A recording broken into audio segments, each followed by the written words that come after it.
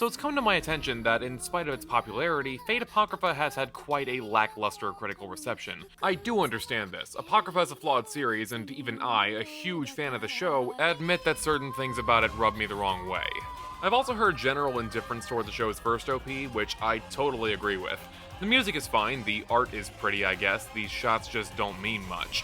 Seeing Ruler put on her socks doesn't hold any major meaning, and while this mirror shot here is a nice clue that Ruler's body belongs to another girl, at the same time this doesn't mean anything for her character. Ruler isn't conflicted by multiple personalities or even majorly mentally affected by her body's duality.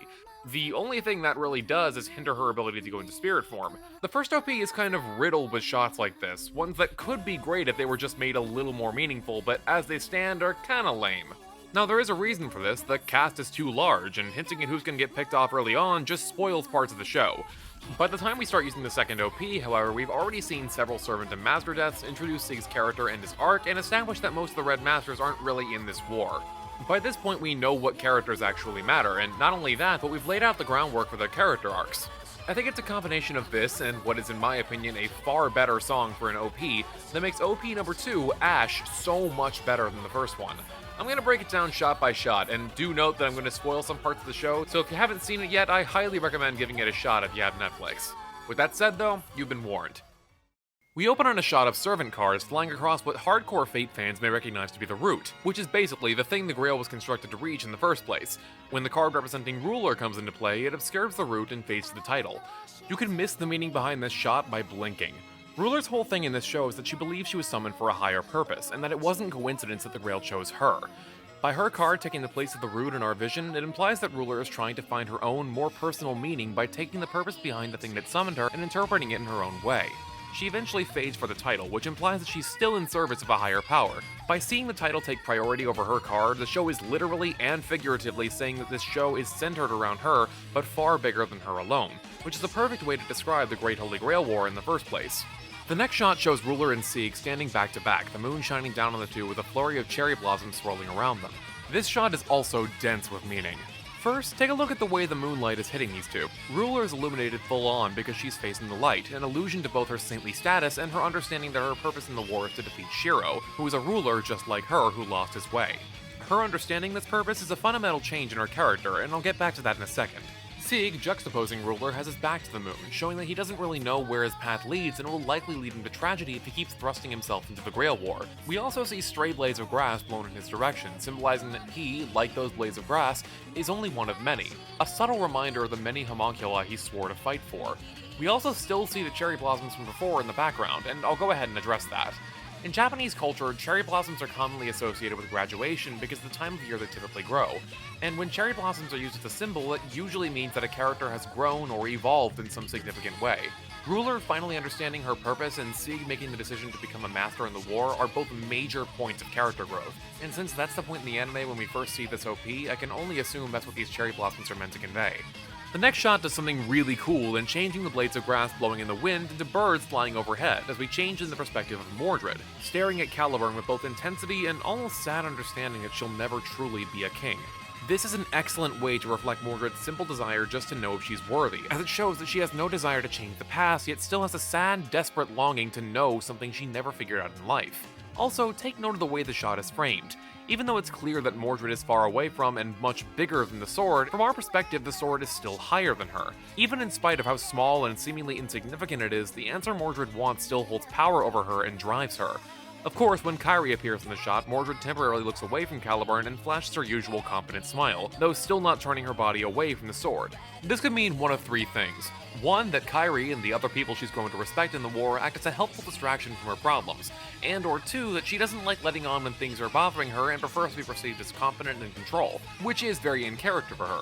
And or three, this might be foreshadowing that Mordred's eventually going to let go of this dream and decide she doesn't need it anymore. While I can't really find any deeper meaning contained in Atalanta's shot, Achilles smiling his brightest while descending into battle, complimented by Chiron watching from above, is a good way to hint at their master-student relationship, as well as show that even though Chiron cares about Achilles and is willing to watch out for him, they are still on opposite sides when all is said and done, shown by them facing opposite directions. Karna's shot shows that even in the absence of Vlad, he still has a profound respect for an opponent he found worthy of himself. This shows that Karna, if nothing else, truly does respect Vlad and the other heroes who've given him a hard time. We then cut to Shakespeare giving a nice dramatic bow, implying things are about to start going down and they're gonna be a sight to see. In a way, it's like Shakespeare is treating the entire Holy Grail War as one big performance. We see Shiro walking away from a low angle, both obscuring him and portraying him as though he's in a position of power by making the camera lower than him. The fact that we don't see his face also implies his nature of always keeping some cards to himself and never revealing the whole plan. Semiramis looking on and simply smiling at him as he passes both shows that she has an approving view of his shady nature, and she's keeping a watchful eye on what he does, hinting at her more twisted, plotting personality. In the next shot we do see Shiro's face, but we never get a clear shot of his back or just how many pawns he's accumulated over time. Again, this is likely because he doesn't ever reveal every trick he has up his sleeve, and the grand scale of what Shiro controls only helps to display this. For a split second, Sieg's eyes are superimposed on this image, with both his own and Ruler's command seals displayed alongside them. This is meant to show Sieg's newfound determination to take on Shiro and participate in the war, even in spite of the impossible odds against him. We then cut to Kairi and Mordred fighting Jack, not unlike in the last OP, and while I'll admit this fight is kinda hard to follow, the main point it makes is that even in spite of these circumstances, for Jack and Mordred, the war is basically a chance to enjoy life for the first time and again, respectively. Here, even when fighting against someone they kind of hate, they can still afford to smile when things are hard because the worst of their lives is behind them. Then we get a shot of Jack's master, which I think is probably just meant to show that she watches over Jack like a mother. I'm not sure though, it's probably just there to fill time. We see the birds again transitioning to the outside of Fiore's room, with her perched stoically by the window while her brother watches over her. Note that she doesn't seem concerned for him in the same way that he is for her, as she stares unfazed out the window while Calus could feasibly be looking in the same direction as her or at her. It's only after the birds are gone that Fiore gives another look to Calus, who proceeds to nod and walk away with purpose. The birds here could represent the start of the war in Berserker's presence, which eventually passes, leaving Calus without a servant. At this point, Fiore has no reason to even hypothetically fight him anymore, and as such finally turns to him as a real ally. This is probably the most she really thinks of him though, as before he's even off screen, she already turns back away from him. This whole sequence reflects very nicely how, in the show, Fiore sees Calus as a potential enemy until Berserker is gone, but Calus promises he'll bring Fiore back to life if she dies and he wins.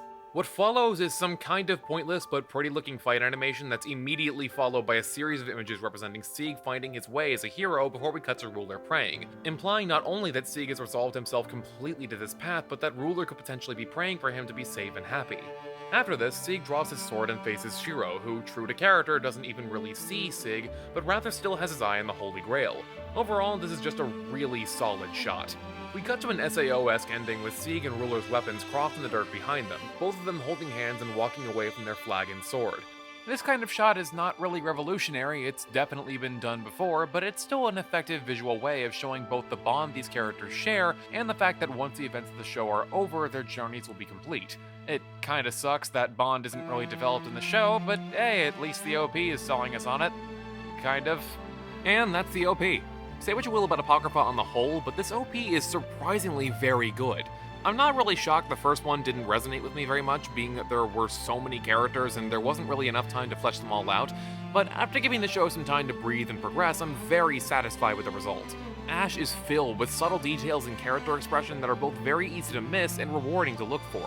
I may make a separate video on the themes and philosophy of Apocrypha as a whole, but if nothing else, I hope you'll all come out of this video appreciating this OP and the show a little bit more. If you're hungry for more Fate analysis, you should probably check out my last video about Kiritsugu and Kirei, or if that's not your style, go ahead and check out my Abridged series. Special thanks to Exorcist-tier Patreon donor, Joel Feiner. That said, good night all, hope you enjoyed.